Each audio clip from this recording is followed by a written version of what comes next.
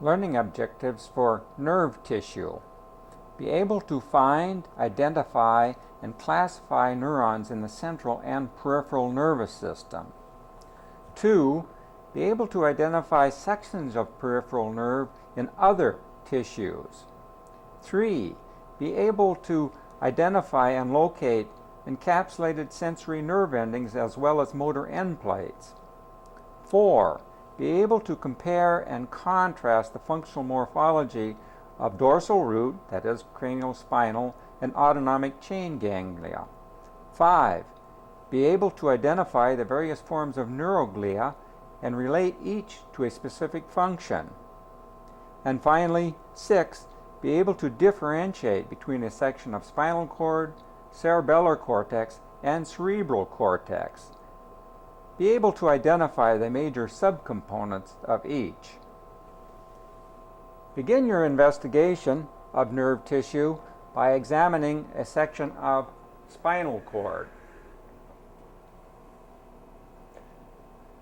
On the screen, as illustrated by this particular field of view, is a portion of the spinal cord as seen at low magnification. The outer darker staining portion, as illustrated by the arrow, is the white matter, tracks running up and down the spinal cord. So this consists of various nerve processes and neuroglia of various types. The lighter staining area, as now indicated by the arrow, is an illustration of the gray matter. And it's this matter that contains this region that contains the cell bodies or perikarya, soma, however you want to classify them or term them, of the nerve cell themselves. So each one of these items or structures, as indicated by the arrow, is a perikaryon of an individual nerve cell. These would be classified as multipolar type of neurons, as they have several dendrites and a single axon associated with each. Examine a field of these particular neurons at increased magnification for the cytological details that can be seen.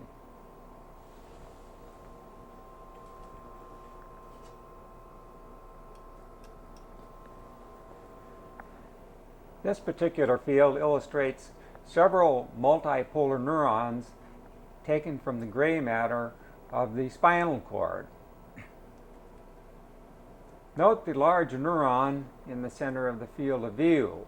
The cytological details that can be made out is the large clear vesicular type of nucleus, the nucleolus, and then the surrounding body is made up of a deep purple or blue chalky type of material. Little clumps, as illustrated by the tip of the pointer. This is the so-called Nissl substance, and when viewed with the electron microscope, consists of parallel stacks or arrays of granular endoplasmic reticulum. The small rounded cells one sees in the background are those of astrocytes, oligodendrocytes, so those are glial elements hidden in the background, the little rounded appearing cells. If we move the field up slightly, some of the branching dendrites can be made out, or just their sort of stalks. You can see that the neurons themselves, that is the perikaryon on the cell body, seems like it's being pulled in multiple directions by these processes. And perhaps if we focused on this particular neuron here, that's stained a little more intensely, but one gets a better idea of these large clumps of Nissl material. So these are typical multipolar neurons. One can see a process coming off this one, another is shown here, another is shown there, and so on and so forth. So So this is what can be seen with this crescent violet type of stain. Remember, these are very, very large cells. These are multipolar motor neurons from the ventral horn of the spinal cord, some of the largest cells within the body. And with this particular stain, the nucleus, the nucleolus, and the Nissl substance can be made out quite well. Now, if time were spent to find a process, the stem of which, or the beginning of which, lacked this Nissl substance and sort of bulged out a little one, this would be representative of a region called the axon hillock. When this type of a region is found, one can assume that that is the beginning of where the axon will take its origin from, this particular, or that neuron region, that is the cell body. In this particular field, the axon hillock and the axon itself cannot be identified, though an attempt should be made to find and identify an axon hillock when examining a section of spinal cord and looking at these particular neurons for their cytological details.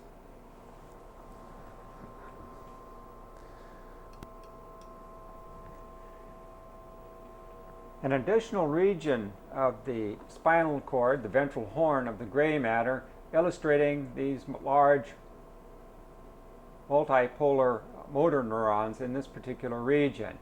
This is the pyridine silver type of stain, and it's used to illustrate the various processes coming off. So they're much more easily visualized than on the previous preparation.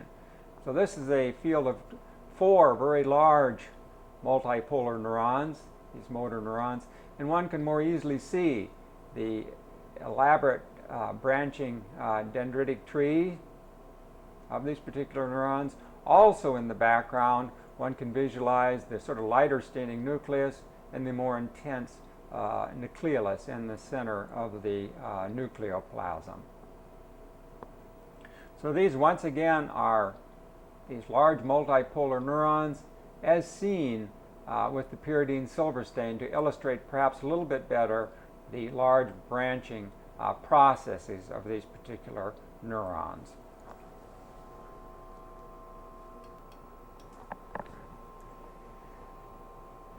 This is a region to the dorsal root ganglion, showing the neurons associated with this particular structure. In this case, notice that the neurons, the perikarya of the neurons, are round globe circular type structures, which three-dimensionally would be large spheres. So they have the rounded shape, a central nucleus, characteristic of most neurons, very vesicular or light staining with the distinct nucleolus. They vary in size or diameter, as one can see.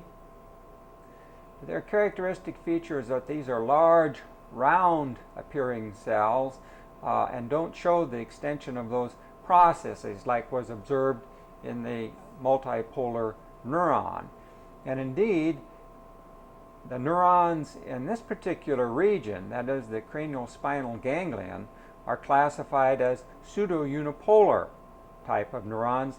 That is, they have a single process that, after a short distance from its origin from the cell body, divides, producing a peripheral process that goes to a receptor organ, and then a central process that will go in and synapse with other neurons within the spinal cord. The satellite cells cannot be made out, but with this silver preparation, one can visualize the outer lying capsule, a second layer of material surrounding and isolating these particular neurons. Remember, these neurons do not receive synaptic input from other neurons, making them somewhat unique as compared to other neurons in the central nervous system. But this is their general morphologic appearance: large, round cell bodies with central nucleoli. And they will have a variety of different sizes.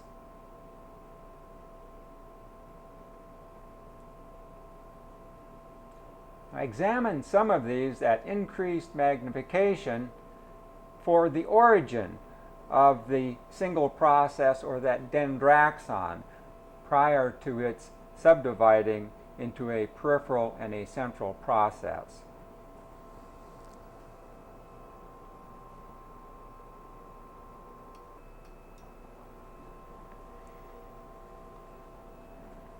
Pseudounipolars of the dorsal root ganglion as seen at increased magnification. Note the cells in the center of the field exhibit that round basketball or spherical type shape. And notice on these particular neurons at this level of section, one can see a little projection coming off these individual neurons. This is that beginning single process of these neurons. Another is shown here, as indicated by the arrow. Another is coming off here and going off the field of view. And this is an oblique or tangential section through this particular neuron, but one can make out the process leaving here prior to it splitting into a central and peripheral process. Also seen is that dark fibrillar nature of the surrounding second capsule encapsulating these particular neurons. What's missing and can be visualized just slightly are the satellite cells, which would occupy this space and aren't visualized or demonstrated in this particular preparation. But in this particular field, we have 4 neurons or more that show, just by a chance section, can show the origin of this single process coming off lying side by side. One is shown here, one is shown here, one is shown here, and one is shown here. These 2 cells are cut more or less through their center, and the nucleus and nucleolus are well demonstrated as well. So these are pseudounipolar neurons from the dorsal root ganglion as seen at intermediate magnification.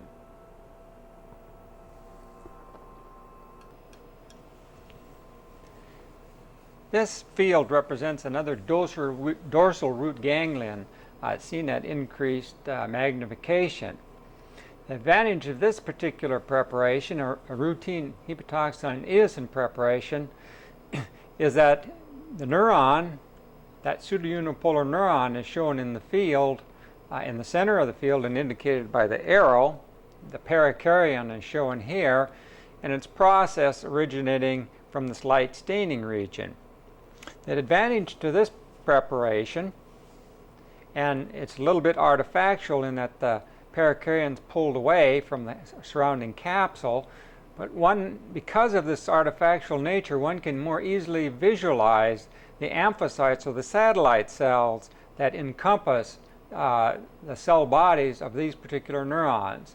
So this is the nucleus of one of the surrounding satellite cells. Another is located here, another is here, and so on and so forth. And you can see that the entire cell body is enveloped and encapsulated by the satellite cells. So these satellite cells form an intimate interlying capsule that supports the perikarya of these pseudounipolar neurons. In turn, outside of its basement membrane lies another little connective tissue capsule that was better visualized in the silver stained preparation.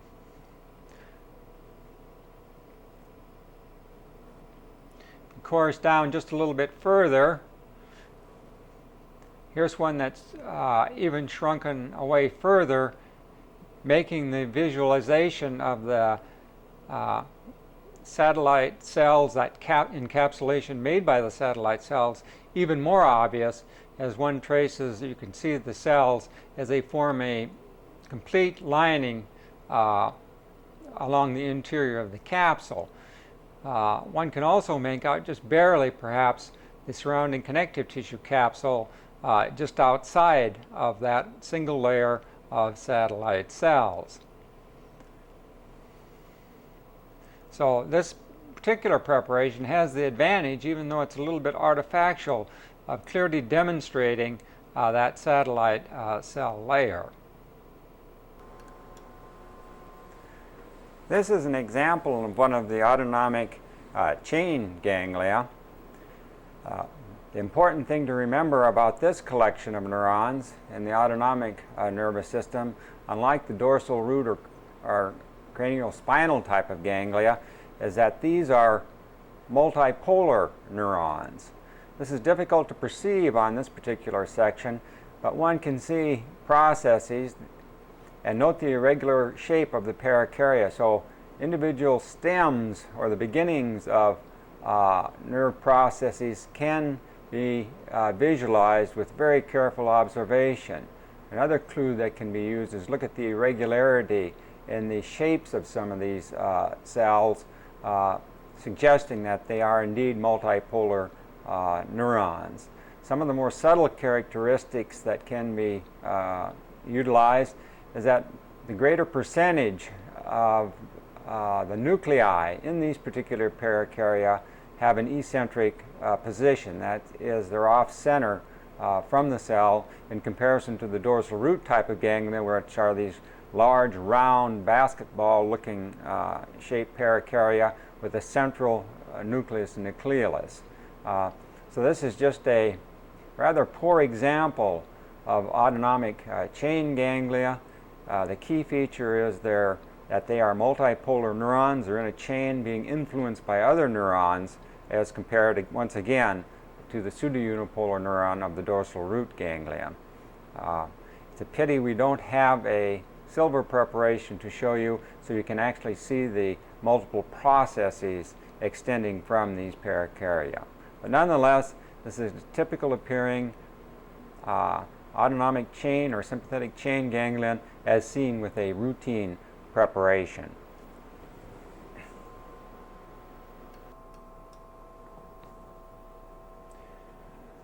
This is a section of tongue illustrating some of the autonomic ganglia, that is multipolar neurons, as they would be seen scattered within tissue.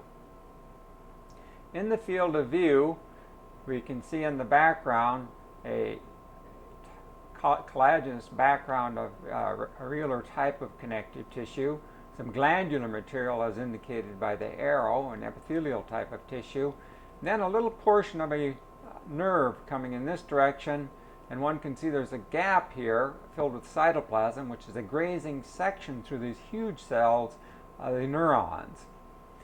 Another section through the center of this particular neuron, the pericardion, of this particular nerve cell here.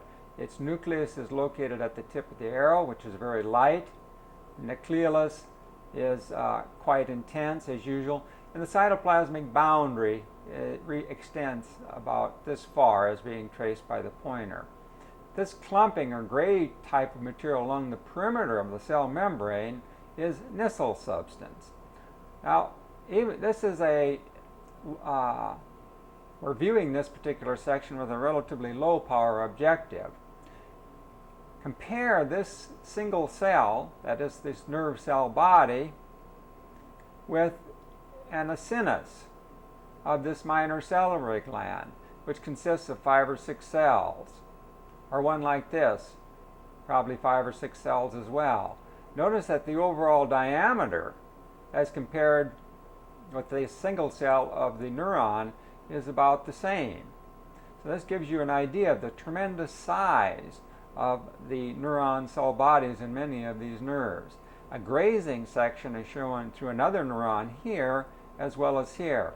So this is a small ganglion located in tissue. So these would be autonomic ganglia in tissue. And if one continues in this field, one will usually encounter this lighter staining material, which is an example of a nerve coursing through the field. It has this meandering, swirling pattern. The nuclei you see in the background within this lighter staining material are Schwann cell nuclei. And they happen to be going by or incorporating some more of the pericardia of this autonomic ganglion. So the nucleus is located here, and the cytoplasmic boundaries of these very large cells are shown there and at the tip of the pointer. So several of these structures can be encountered.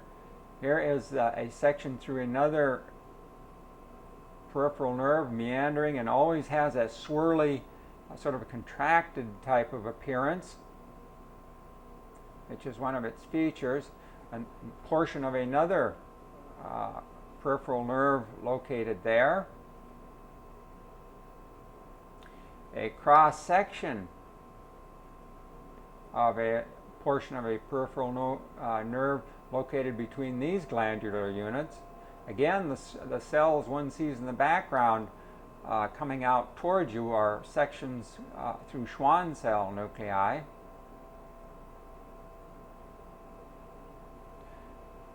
Some more peripheral nerve. And then by chance, another section through the nerve cell bodies, these pericardia of these postganglionic parasympathetic nerve cells. Find some of these neurons and examine them at increased magnification.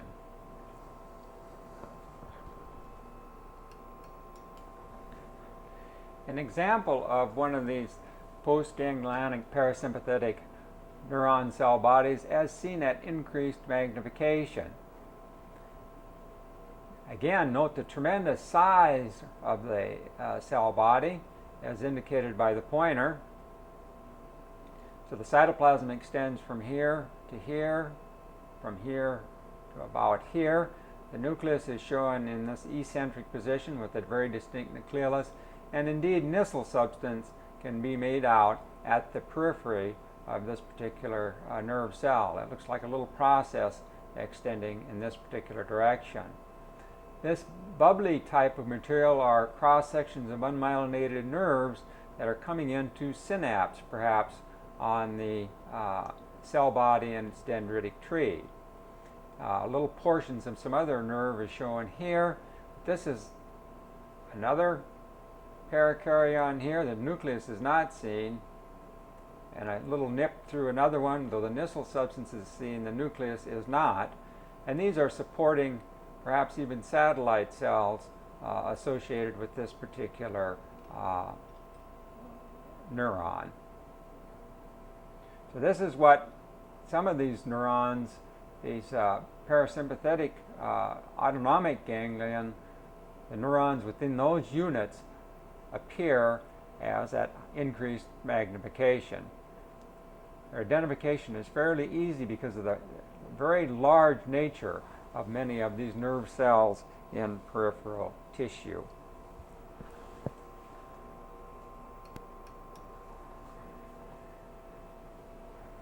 An additional example of some of the pericardia of one of these autonomic ganglia, again easily recognized by their extraordinarily large size. One is shown here, the nucleus lying in this location. Another is shown here without illustrating a profile of the nucleus. Another is shown here. Again, the nucleus has been missed. Another is shown here. Again, because of their large size, the nucleus has not been sectioned. We're just getting a grazing section through this one. So here we have several neurons in the peripheral nerve tissue that's involved in the innervation of the gland in the adjacent area.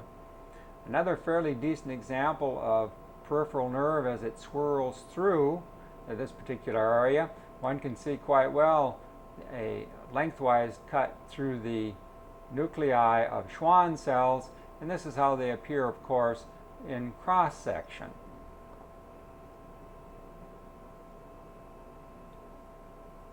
This type of material swirling in the background which extends from here to here, is peripheral nerve.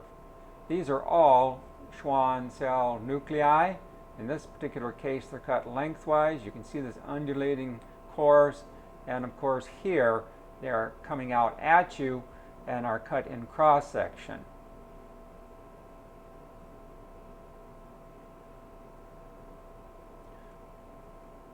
Here we get another fairly decent example comparing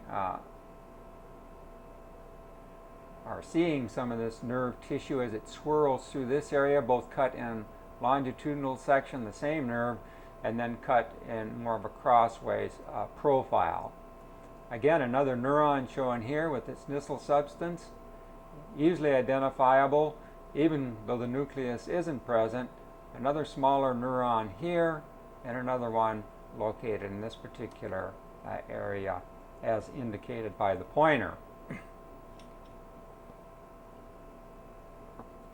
And you can see it's quite easily differentiated, that is, the nerve tissue from the surrounding collagen and connective tissue in the background. Much more cellular, a little bit lighter staining, and the Schwann cell nuclei orientated in the same direction, but it has an organized swirling pattern to it, making it quite easily identified from connective tissue elements. So this is all peripheral nerve coursing through the center of the field of view. And indeed, here pops up another one, a parakaryon, as these nerve fibers are going to and encompassing neurons, that is ganglia, which are collections of neurons or nerve cell bodies in the peripheral nervous system. So this is a fairly decent example of a plastic section showing a nerve meandering and swirling and coursing through the connective tissue. Even much smaller little nerve units can be easily visualized in this type of a preparation. So these are peripheral nerve tissue coursing through tissue of the tongue.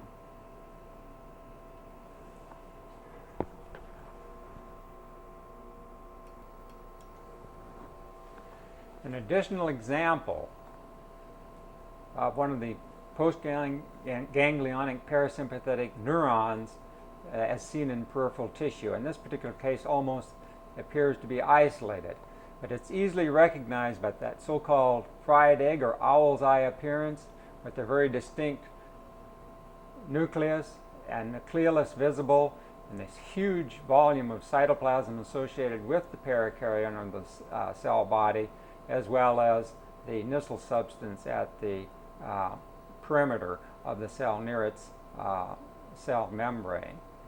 So these very large cells are easily recognizable in tissue simply due to their size and the so-called owl's eye appearance. When they are encountered, go down and examine them at increased magnification.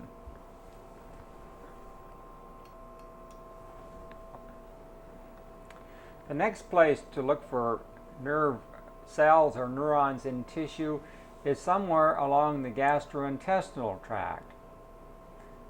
Examine the connective tissue seam between the outer longitudinal and inner circular layer of smooth muscle of the gut wall. That connective tissue seam is being illustrated by the pointer, and on one side you can see that the smooth muscle is cut crossways. Here it is cut along its long axis, so this little seam, as indicated by the arrow, is where a plexus of neurons referred to as the myenteric or Auerbach's plexus is located, and it controls the motor activity of the muscle wall along the gastrointestinal tract. Course along this particular seam and examine it in detail. One should be able to find several of the postganglionic parasympathetic neurons, their nerve cell bodies, at this particular location. They look slightly different because they're stretched and pulled than we saw in the section of the tongue. An illustration of one of these neurons can be seen even with this scanning objective simply by its fairly large size, its large nucleus and nucleolus, that so-called owl's eye impression. When these are encountered, examine them at increased magnification. As an example of other neurons located in peripheral tissue or in ganglia.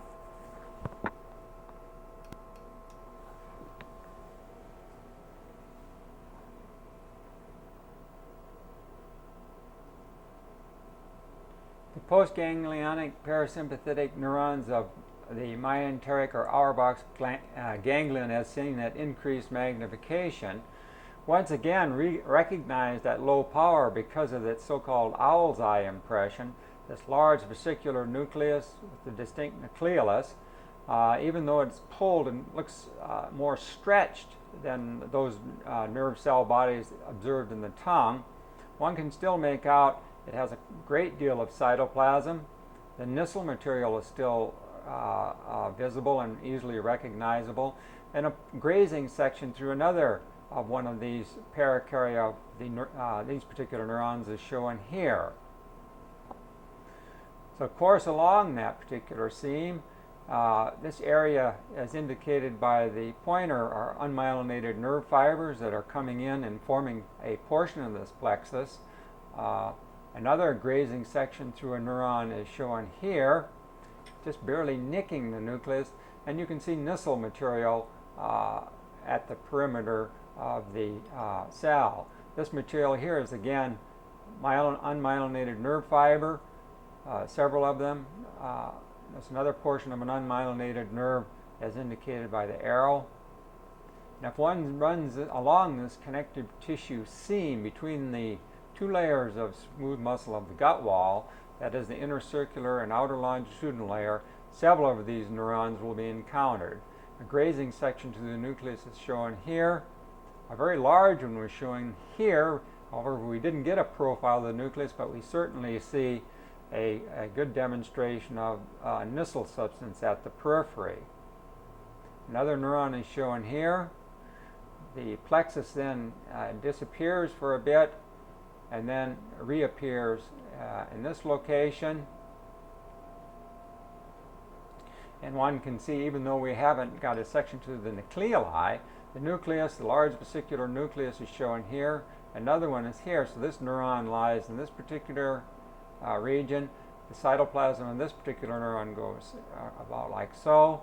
This material here is unmyelinated nerve fiber, this bubbly type of appearance, as well as over here associated with the neurons of this particular ganglion. So this is the myenteric ganglion, or Auerbach's plexus, that innervates the smooth muscle of the gut wall all the way from the esophagus through the anal canal. So it's a very important ganglion and nerve plexus. Examine several of these neurons for the cytological features they present.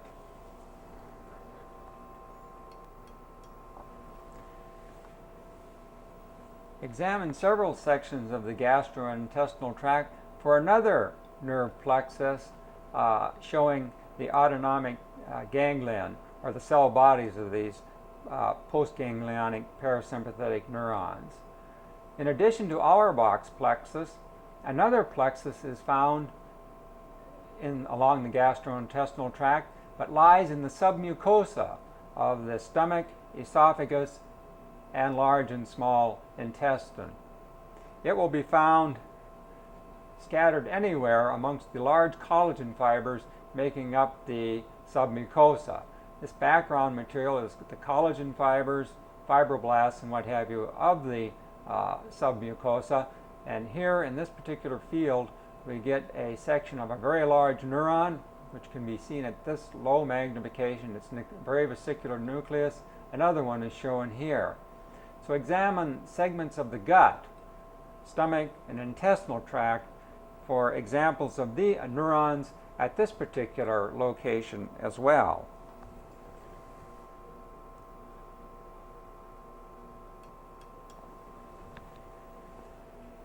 The submucosal or Meissner's plexus as seen at increased magnification, the same one that was seen on the previous low power view. The particular small plexus is shown here. This is the neuron, so that's the postganglionic parasympathetic neuron. The nucleus lies here. It does not show the nucleolus, however, and a portion of another neuron is shown here, identified by the Nissl substance and perhaps a grazing section through its nucleus in the cytoplasm. These are supporting cells, perhaps Schwann cells, and you can see it does have a little bit of encapsulation. Also shown in the field of view is a mast cell crawling through the collagen fibers, small capillary, small vein, and arteriole, and, of course, up here, a little bit of a peripheral nerve coming in, perhaps, to bring fibers to join and synapse and form the Meissner's plexus located at the arrow. So this is another example of neurons in peripheral tissues. In this case, a ganglion, Meissner's ganglion, or the submucosal plexus.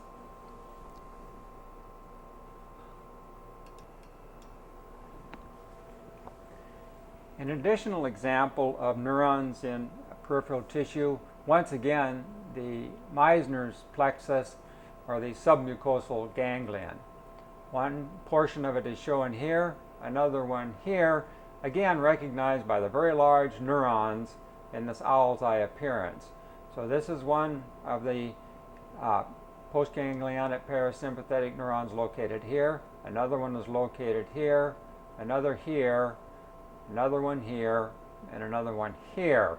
And this background bubbly type of material, sort of vacuolated, is unmyelinated nerve that's obviously coming in and being associated with these nerve cell bodies. Now, if one just traces through the submucosal in many of these regions, looking within that collagen background with fibroblasts and what have you, other structures obviously will be encountered.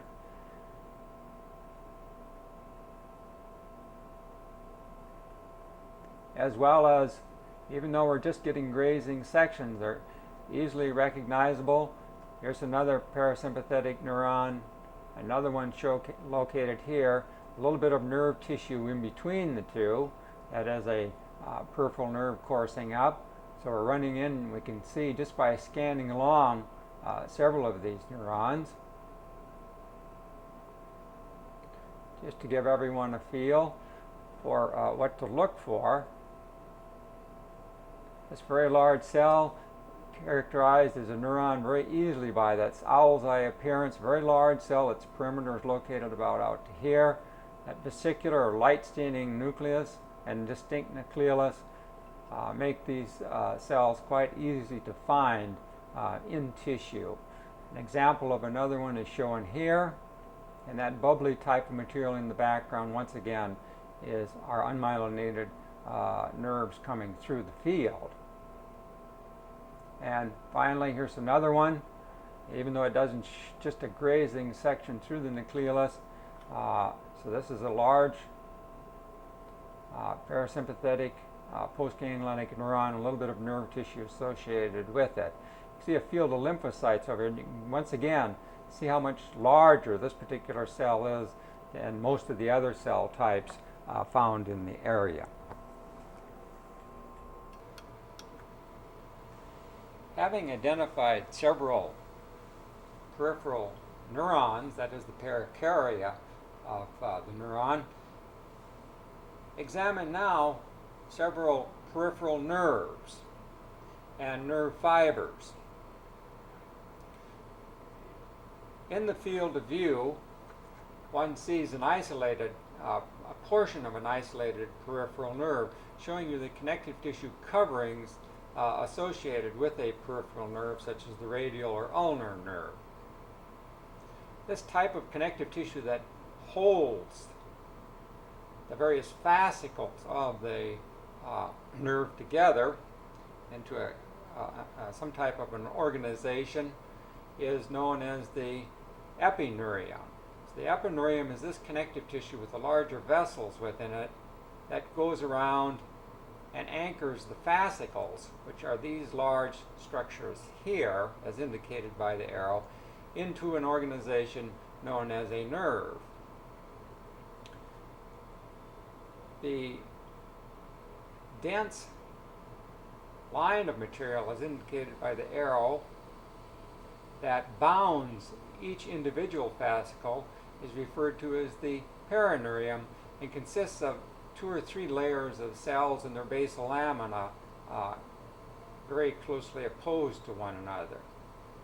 The endoneurium is a delicate connective tissue that lies within the interior of these fascicles and surrounds individual nerve fibers.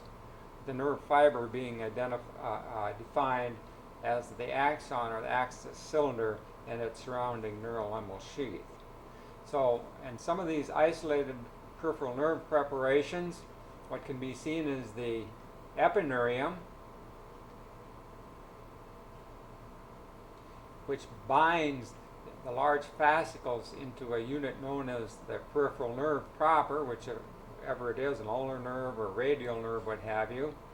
These fascicles are limited and bounded by the perineurium, and individual nerve fibers on the inside of the fascicle are bounded and held in 3-dimensional space by endoneurium.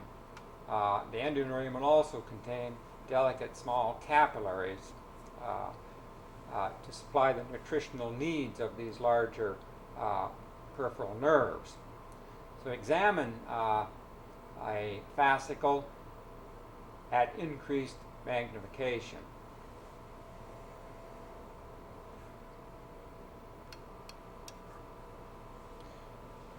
Field represents a portion of a peripheral nerve as seen at with the intermediate objective.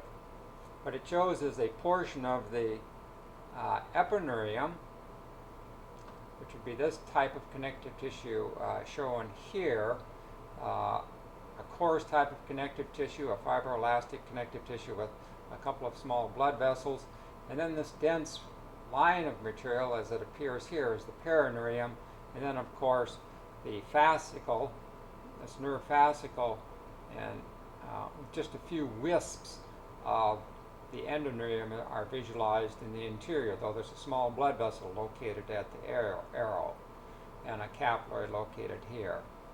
So having made that determination, go up and look at this particular area again at a slight increase in magnification using the high-powered objective.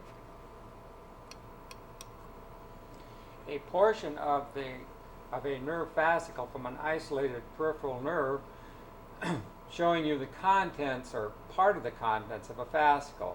The perineurium is indicated at the arrow, this dense band of material made up of 2 or 3 layers of cells. and what can be seen in this cross section of a peripheral nerve is the axon. In this case, it would be a peripheral nerve fiber. The axon is shown here in gray, and this red precipitous type of material is known as neurokeratin, and it's a remnant of the myelin, which would be at this location. It's the precipitate due to processing. It's been given this name, neurokeratin. Note, in addition to these relatively large peripheral nerve fibers and the blue staining wispy material of the endoneurium, the peripheral nerve contains various sizes of peripheral nerve fibers. These are relatively large ones, as indicated by the arrow, but notice that there are also smaller ones associated with this particular structure. That is a peripheral nerve. Reasons that remain unexplained, some of the staining differences. The central lying object, the gray appearing structure, is the axon or the axis cylinder. This is the neurokeratin, which represents myelin. Some of these, the structures, the axis cylinder takes on the red dye for some reason and looks a little bit different. Nonetheless, by its location, it's the axon. Notice this is, the endoneurium is containing small blood vessels, a capillary, and also shown in this particular field is the nucleus, as indicated by the pointer, of a Schwann cell wrapping around this particular peripheral nerve fiber. So one can make out the axon or the axis cylinder. This would be the remnant of the myelin or neurokeratin, the nucleus of the Schwann cell, and you can see the neurolimmal sheath sort of wrapping around this particular peripheral nerve fiber. We move the field slightly. Once again, you can see various sizes of individual nerve fibers, and some of which, even though they're myelinated, are quite small. So examine an isolated peripheral nerve for these features.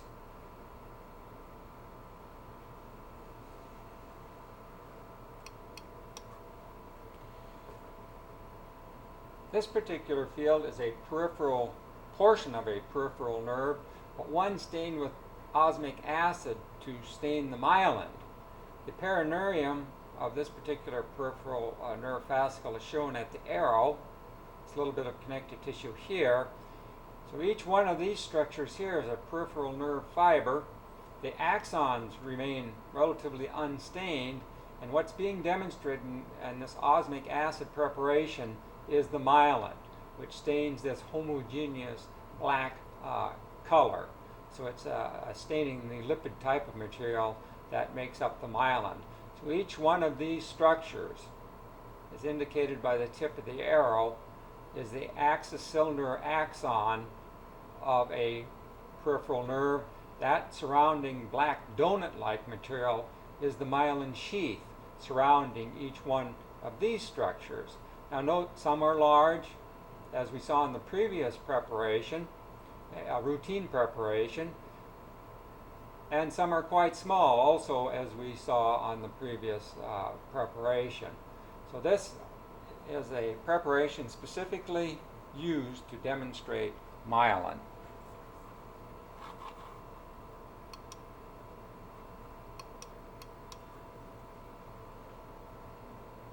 Now, having completed the examination of a cross-section or a transverse section of an isolated peripheral nerve, examine the longitudinal section of a peripheral nerve for the nodes of Ranvier and what similar features could be recognized from the cross-sectional profile. The node of Ranvier is shown here, this little indent, and one can make out the axis cylinder, the axon, coursing through the interior of this peripheral nerve fiber and crossing here at the node and entering this other internodal segment. So this indentation is a node of Ranvier. Another is shown here, another here, and another here, all within the same field of view. Once again, because this was processed more or less routinely, though the staining is a little bit different, the myelin has been dissolved away, and all that remains is a little bit of this reddish speckled precipitate, this neurokeratin, as we saw in the transverse section.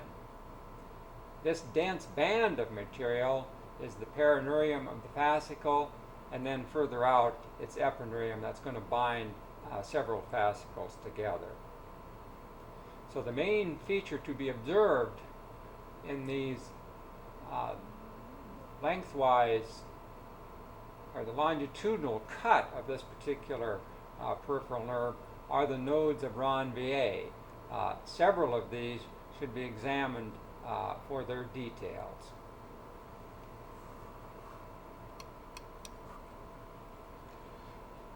The lengthwise cut of an isolated peripheral nerve as seen at the medium power objective. Once again, the arrow points to the perineurium that's limiting the fascicle.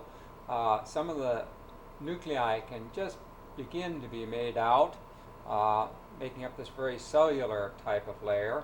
And as one courses to the interior of the fascicle, where the peripheral nerve fibers are located, several of these nodes of Ranvier can be seen at increased magnification. One is shown here at the tip of the arrow with the axon coming through. This red precipitous type of material, once again, is the neurokeratin. The blue wispy fibrous material between individual nerve fibers, of course, would be the endoneurium.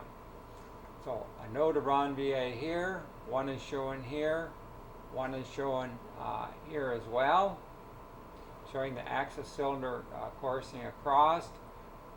Here's another one that's cut more or less through the center of the node of Ranvier, showing that indent of the neurolemma and the axis cylinder axon crossing between internodal segments. A light wispy type of material surrounding each individual nerve fiber, such as shown here, is the endoneurium.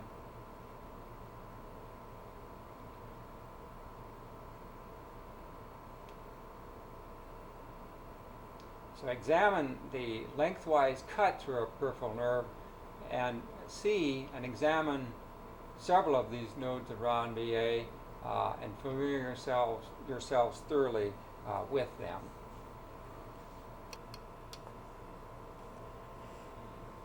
This particular section is an isolated peripheral nerve cut lengthwise, but one which is stained with osmic acid. And excuse me, this isn't a section, it's an isolated nerve that's stained with osmic acid. And what can be visualized here at the tip of the arrow, as seen through the high-powered objective, a node of Ranvier. This light line would be the neurolemmal sheath, and the myelin is somehow retracted from it just slightly. The axis cylinder, of course, is coursing across between internodal segments.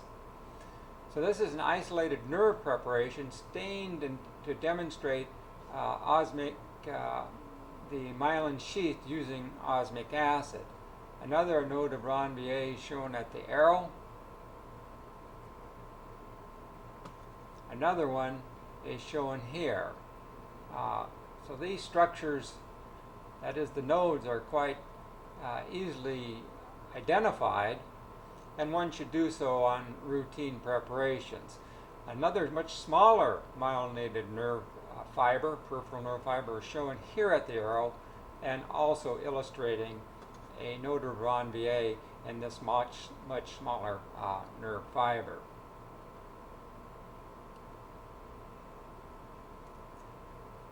Another example of one of these nodes is shown here.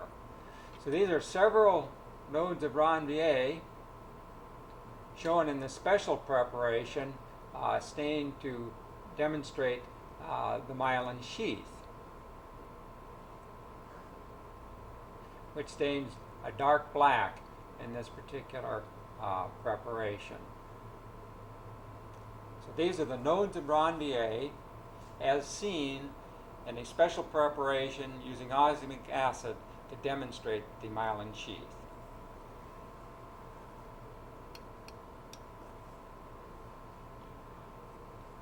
Having examined several of the special preparations or isolated preparations of peripheral nerve, identify peripheral nerves in sections of tissue, which is our ultimate goal.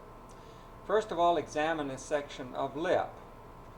This is part of the oral mucosa here, so it's the inner part of the lip, and course into the interior of the lip near the muscle layer, the orbicularis oris muscle,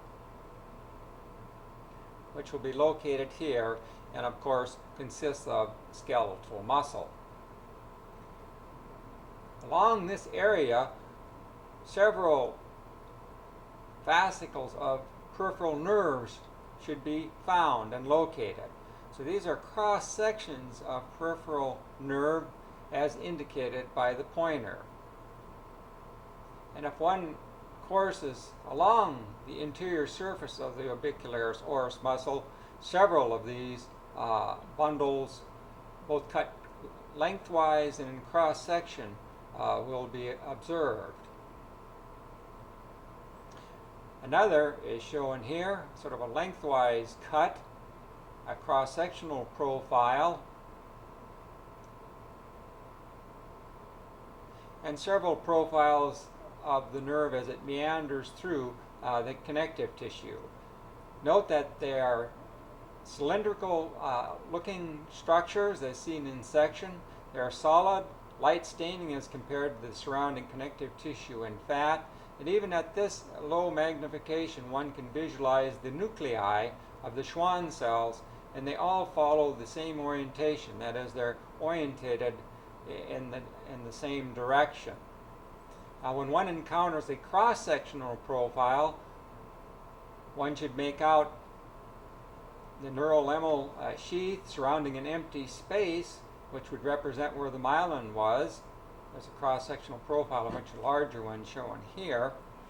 And in the lengthwise cut, parallel to the long axis of some of these peripheral nerves, one can also make out and visualize nodes of Ranvier. Another nerve is shown here. And during tissue preparation, or when the tissue is excised, they seem to retract somewhat, these peripheral nerves, and follow an undulating sort of wavy course. Having once located these in tissue, then examine them at increased magnification and see what morphological features can be observed.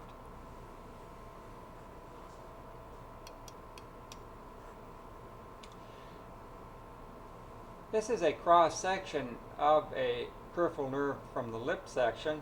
Though it's fairly thick, it does illustrate the features that you can see. Each one of these dense structures is the axon or the axis cylinder. The little light halo surrounding it is the space occupied by the myelin sheath, which, due to processing on this hematoxin eosin preparation, has been leached away. So the neurolemmal sheath would be this little thin interface. The space is the space that was once occupied by the myelin sheath, and then the axis cylinder, that dense area in the center. Now, some of these, the axis cylinder will be extraordinarily dense. The myelin sheath will always remain this light halo, and then the neurolemmal sheath is this fine line around the exterior of both. Another example of these are shown here. Now, the nuclei, the actual nuclei one sees in cross-section, are a little bit cut obliquely here, are those of Schwann cell nuclei. So compare a situation like this, a much smaller peripheral nerve in tissue, with that which one witnessed and saw in the isolated special preparations of peripheral nerve. Once again, several examples of peripheral nerves as seen in tissue. In this particular case, the human lip. An example of nerve tissue is shown here and crossed by the arrow. Another example is shown here.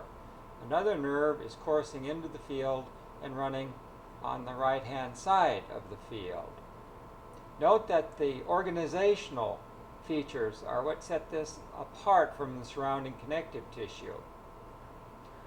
Once again, it's a cylindrical looking type structure, lighter staining than the surrounding connective tissue, with collagen of which takes up an orangey hue. So it's lighter staining, and look at the nuclear density per unit area. It's much more cellular in its appearance.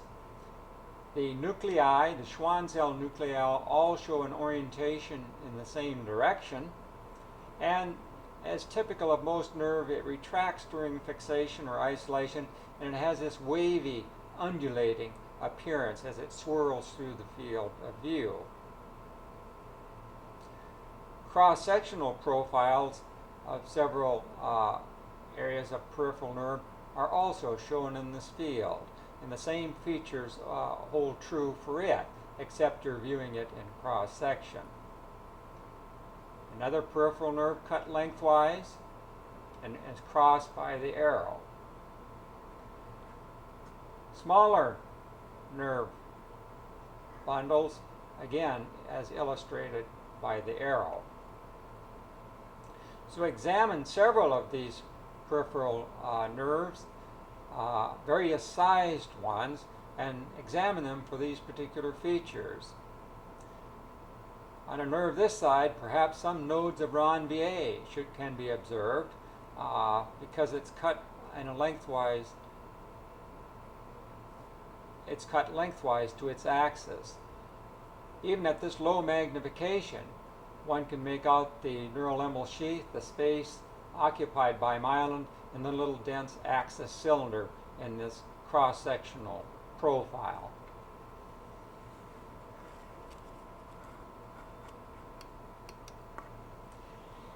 High magnification of the lengthwise cut of the previous peripheral nerve we were examining coursing through the tongue illustrates that exact feature.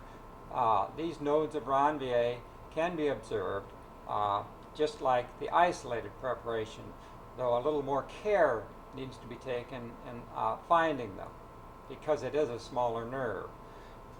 The nuclei in the background and going in the same direction are Schwann cell nuclei.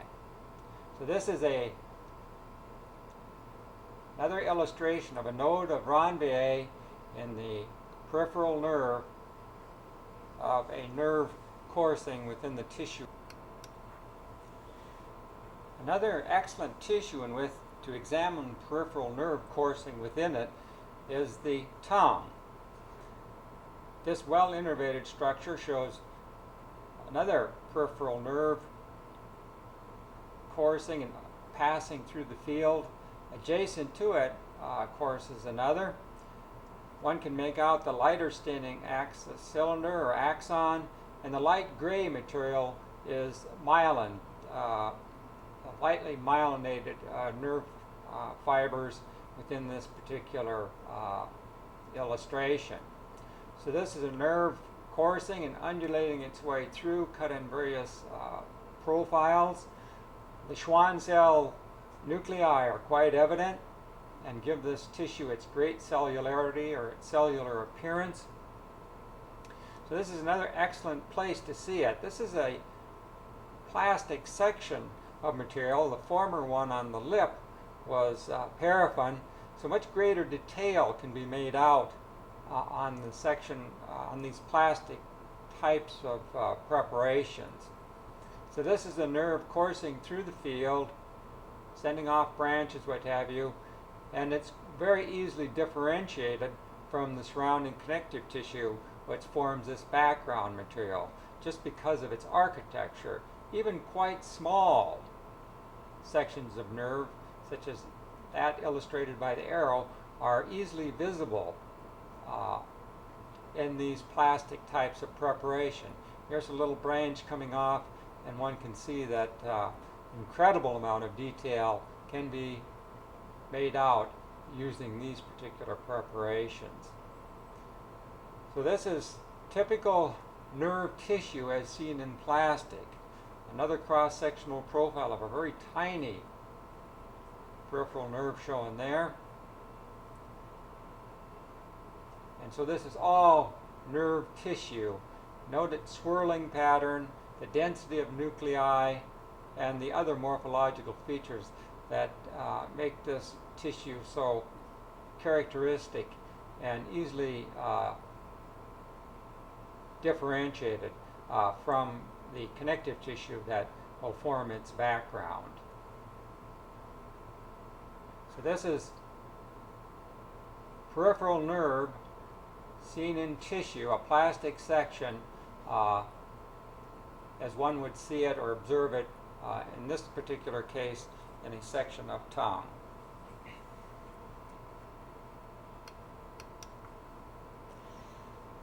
Having completed an identification and a study of peripheral nerve in tissue and nerve cells in tissue, an attempt should be made to identify some of the peripheral nerve endings.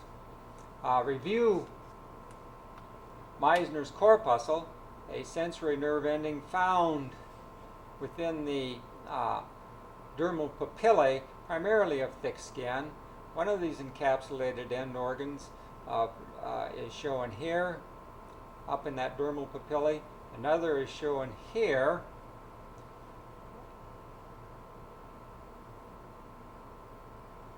As well as another example shown at this particular location. And one is there as well. Just portions of them. We're just grazing the tops of these encapsulated end organs.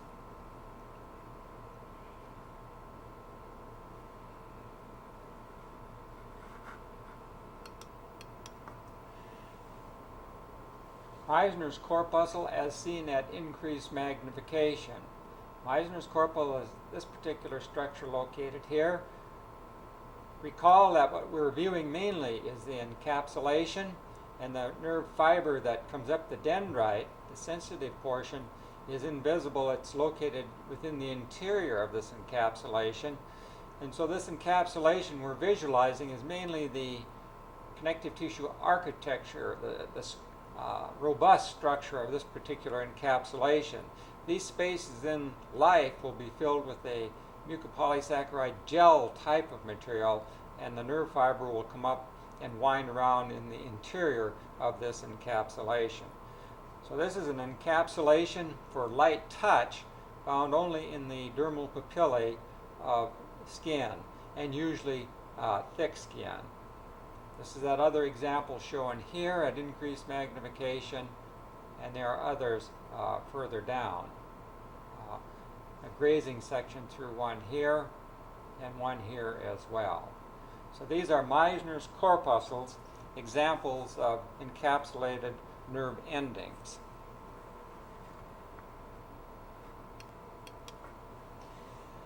Another of the encapsulated nerve endings, known as a Pacinian corpuscle. The encapsulated end organ lies about here, as traced by the pointer. It shows several layers of the encapsulation, and the nerve fiber is approximately right here. Like Meissner's corpuscle, the Pacinian corpuscle has a jelly type of material in between the connective tissue and cellular wraps making up the encapsulation. So this is a receptor for deep touch and an example of one of the encapsulated end organs, the Pacinian corpuscle. This particular structure is an isolated, dissected free Pacinian corpuscle.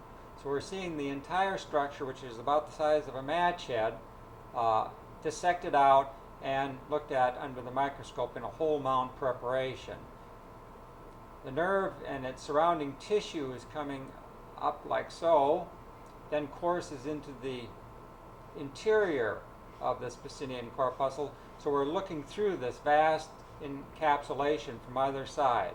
One can see that it's an oval-shaped structure, and the one we previously looked at was cut crossways in the direction of the arrow. That gives you that onion-like appearance. So this is an isolated Pacinian corpuscle preparation, a whole mount preparation to demonstrate this encapsulated nerve end organ.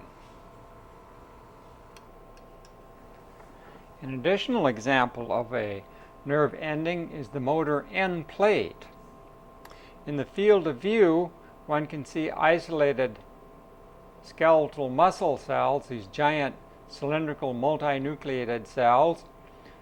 The peripheral nerve is coursing diagonally across the field of view, and extending from it individual motor end plates, little nerve processes, and the motor end plate terminating on these individual isolated skeletal muscle cells.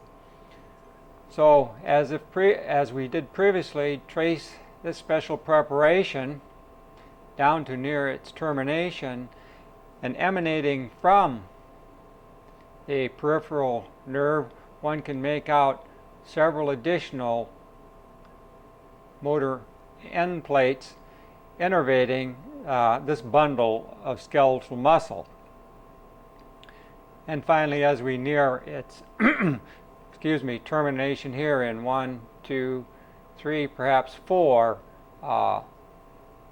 motor end plates at this distal end. So coursing back along its length, one can see in this special preparation numerous little twigs coming out and terminating in the motor end plate to give innervation to these skeletal muscle cells or fibers.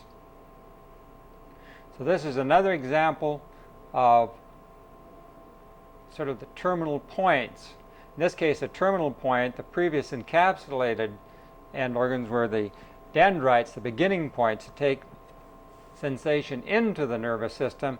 This is taking it out to give an effect, that is, the contraction of skeletal muscle. So this is a special preparation illustrating motor end plates. Having completed an examination of the peripheral nervous system, examine the cerebral and cerebellar cortices and compare them to the spinal cord, which was examined previously. In the case of the cerebellar cortex, the gray matter is located on the exterior surface and is shown in these 3 distinct layers. The arrow is crossing a layer known as the molecular layer. There is a large group of cells, the huge parakarya of which are indicated by the arrow. This is the Purkinje cell layer, and those individual parakarya belong to a Purkinje cell. So that is the second layer. And this layer of dark granulated appearing cells, or the cells appear as little tiny granules, I should say, is the granular layer. So the cerebellar cortex is characterized by 3 distinct layers: the molecular layer, the outermost layer, a layer of single cells made up of Purkinje cells, and a very thick granular layer made up of very small, dark staining neurons. The white matter lies, of course, in the interior of this area of the cortex, and is in the opposite orientation to, as was witnessed in the spinal cord. So very briefly, examine these layers at increased magnification and then move on and compare it to the cerebral cortex.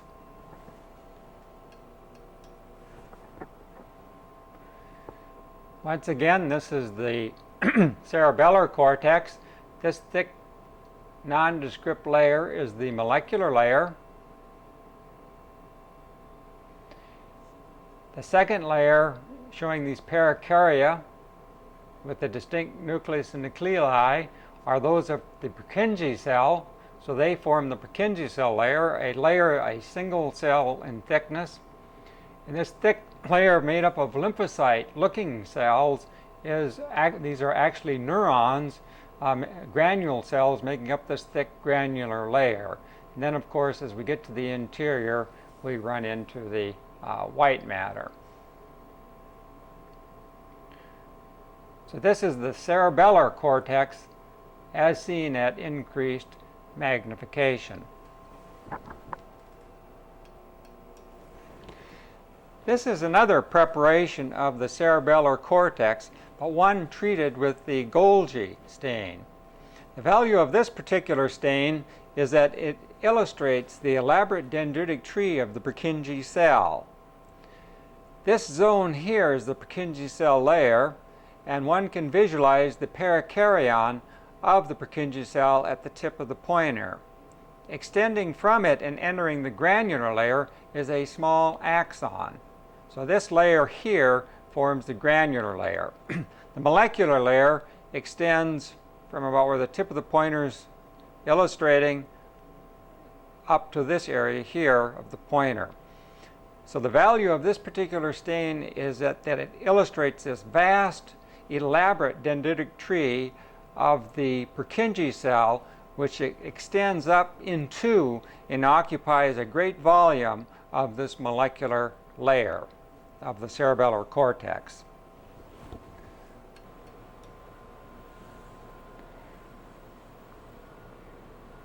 This region is a section through the cerebral cortex.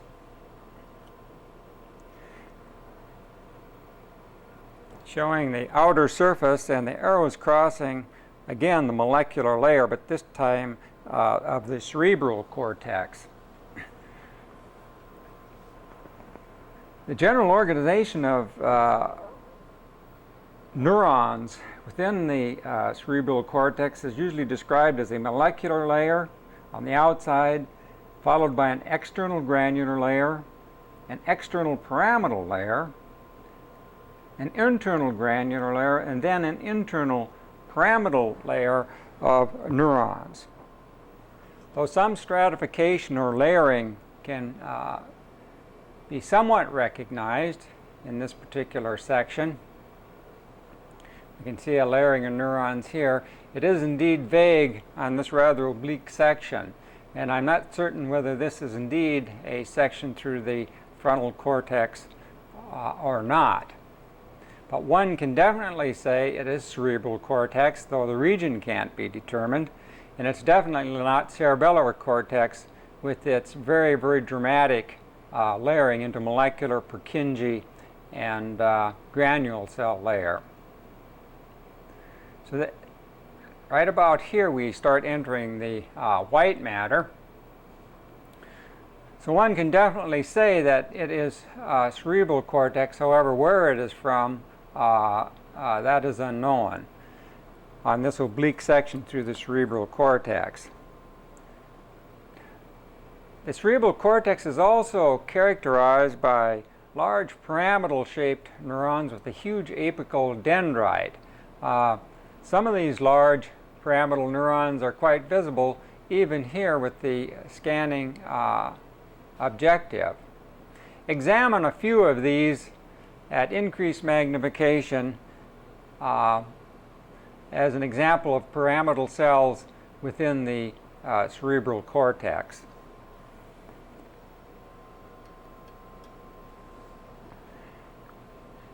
This is an example of the pyramidal-shaped neurons that characterize the cerebral cortex. Smaller neuron here are two relatively large neurons. Note that the pericardia have this pyramidal shape, hence their name, and extending off the apex of these pyramids is an extraordinarily long, though invisible on this particular preparation, apical dendrite that goes up into the other layers of the cerebral cortex. Here one can see other pyramidal neurons, and is why these cells are called these pyramidal-shaped neurons that characterize the cerebral cortex. So these are the cerebral or pyramidal neurons of the cerebral cortex. Here you can get an idea of an extension of an apical dendrite. And for our purposes, this identification, plus noting that it has looks quite a bit different rather than the dramatic layering one finds within the cerebellar cortex. For our purposes, just the identification or the differentiation between cerebellar and cerebral cortex is sufficient until we get to neurology. So here is another pyramidal-shaped neuron, another one here, another one, and another one shown there.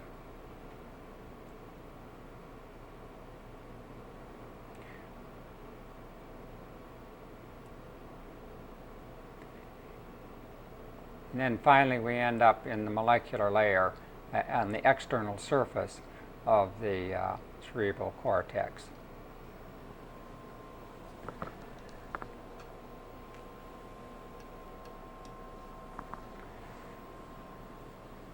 This is a special preparation showing fibrous astrocytes, one of the glial forms. Each one of these spidery looking cells in this particular preparation, scattered within the field, are demonstrations of that glial element known as a fibrous astrocyte. So you can see they're equidistant almost from one another. Their process touch, they surround and envelop the fibers and neurons if they're in the gray matter. So all of these dark spidery looking cells are these fibrous astrocytes in this particular case because they are in white matter. Note this one sends a process to the small capillary, also shown in the field of view. And remember that they too are thought to contribute, along with the endothelium and the basement membrane, to this blood-brain barrier, that outer sleeve of astrocytes completely enveloping these capillaries of the central nervous system.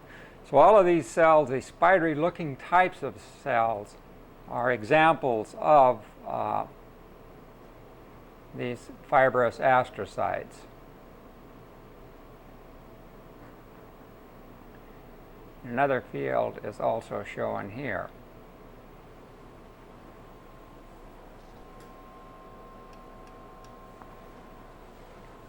This is a damaged area of cerebral cortex looked at high magnification, demonstrating with a special stain the microglia. Those antigen-presenting type cells are macrophages that will invade the central nervous system. One is shown here with the special stain at the tip of the pointer, and its characteristic spidery processes extending from this little round or oval-shaped nucleus. Perhaps a better example is shown here at the tip of the pointer, that being the cell body. And if I remove the pointer from the field over a little bit, one can see these spidery types of processes as one focuses in and out of the field, characterizing the cell as one of the dendritic cells or antigen-presenting cells. This is a classic example of what the early authors talked about when they talked about I had written about these classic dendritic cells, which we know to be a major category of antigen-presenting cells, a form of macrophage. There's a couple more examples. These are fairly thick sections, so one has to focus in and down to get the nucleus as well as these spidery little processes. So this is here, this one shown at this location is a fairly good example of, when stained appropriately, what one of the microglia appears as.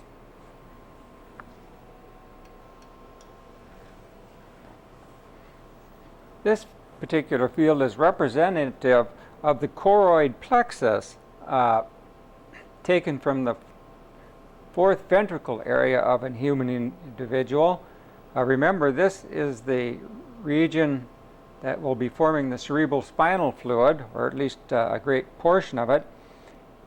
Note the primitive connective tissue in the core of these little villi, which is the segment of. This is referred to as the telecordia. Very, very vascular, as you can see. Several vessels, small arteries, and numerous other vascular channels within it. And this vascular connective tissue, this telecordia, sort of an extension of the pia, and this area is covered by an epithelial layer, sort of a cuboidal to columnar type, and those two elements constitute what is known as the choroid plexus, fairly prominent in both the third and the fourth ventricle areas in man. So this is an extension. You see several of these little villus-like folds. They're internal connective tissue, this modification of the pia, this very vascular area called the telecordia, and the outer covering of the epithelium, forming this choroid plexus. So this is an example of the choroid plexus. That region within the ventricle, in this particular case the fourth ventricle, that's involved in the formation of cerebral spinal fluid.